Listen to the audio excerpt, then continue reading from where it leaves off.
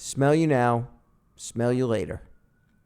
The neighborhood, with its sights and sounds and smells, all unique to their time and place, and even to each of us, as we experience them from our own unique perspective. All of these may not make us smile, but all of these in conjunction make up a tapestry of experience that cannot ever be recreated.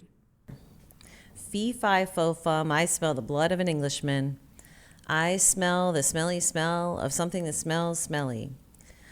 The brain's neuron cells charge up as the fourth human sense triggers a twitch of the nose. Smell and memory clasp hands, accompanying each other back to another time. I love the smell of paint. My father was an artist. I love the smell of chicken soup. My grandmother made the best. I hate the smell of cigarettes. My ex smoked 2 packs a day. Like Pavlov's poor, hungry dog salivating at the sound of a bell, I was conditioned to reflexively cover my nose and mouth as I knocked on my friend Rita's door. I heard the clickety-clack of paw steps slapping against the parquet floor and the wheezing, welcoming bark of our senior citizen, stinky dog resident of apartment 1C. Rita opened the door, her tiny body spread eagle in an attempt to block Queenie's escape into the hallway. Queenie's gray snout shot out from between Rita's legs. Queenie's goofy doggy smile, wafting less than aromatic aroma like a skunk's olfactory defense, was on double time, punctuated with a resounding fart. With one hand, I squeezed my nostrils closed as I waved the other hand in the desperate attempt to clear the air.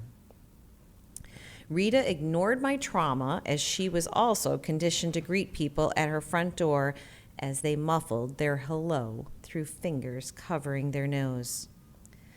Despite our geriatric octogenarian puppy's tiny flaw, Queenie was lovable, her tail always wagging and asking for nothing more than a pat on her bony head, reassuring her that she was loved.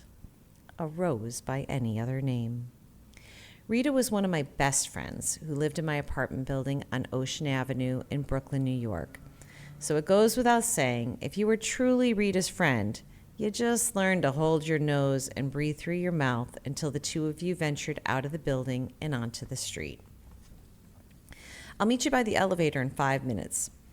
I turned my back and coughed into my sleeve. I have the key to the storage room, so you won't need yours, I reminded Rita. It's a great day for a bike ride around the block, so I don't think you'll need your jacket. So I'll see you in 5.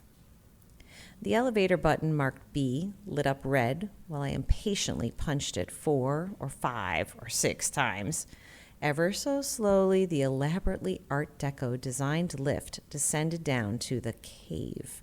This basement gives me the willies, Rita shivered as she adjusted her huge glasses, which were way too big to stay put on her tiny nose.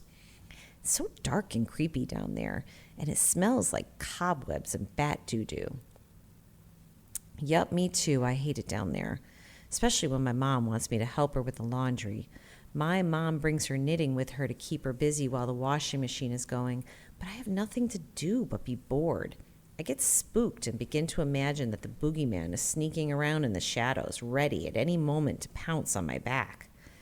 I can almost smell his icky breath. So not to hurt Rita's feelings and her love for Queenie, I didn't finish my sentence like some doggies I know. Looking around behind and into every shadow and nook, we made our way to the storage room to retrieve our bikes. I found my red and silver two-wheeler while Rita continued to push aside cartons, baby carriages, and beach chairs, trying to locate her pink bike adorned with those little yellow daisy stickers. Rita sneezed as dust pellets tickled her nose, her glasses falling down her little nose once again.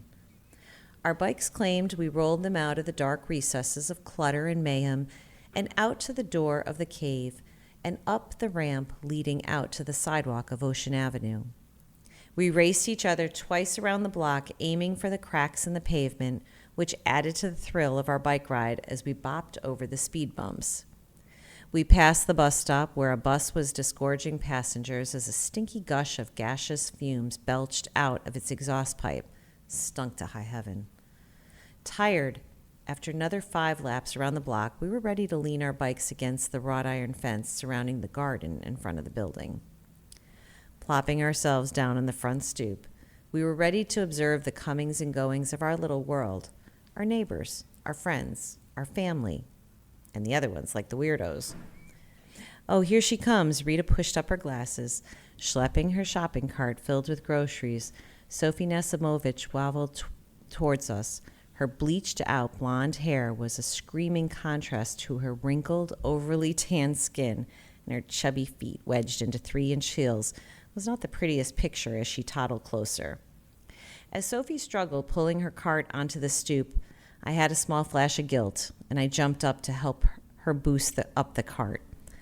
While Rita held open the glass door for Sophie to enter the lobby, Mrs. Nesimovich, now out of earshot, we giggled as I said, "Wow, she must take a bath in Coppertone at least twice a day. Did you get a whiff of the beach just now?" It was getting dark, but still light enough to notice my dad's black and white Buick pull up to the curb and a very lucky parking spot right in front of the building.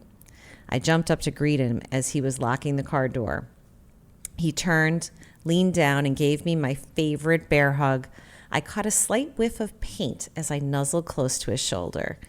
Dad was a sign painter, and to this day, a small whiff of paint brings me back to his arms around me and the feeling of safe, happy love.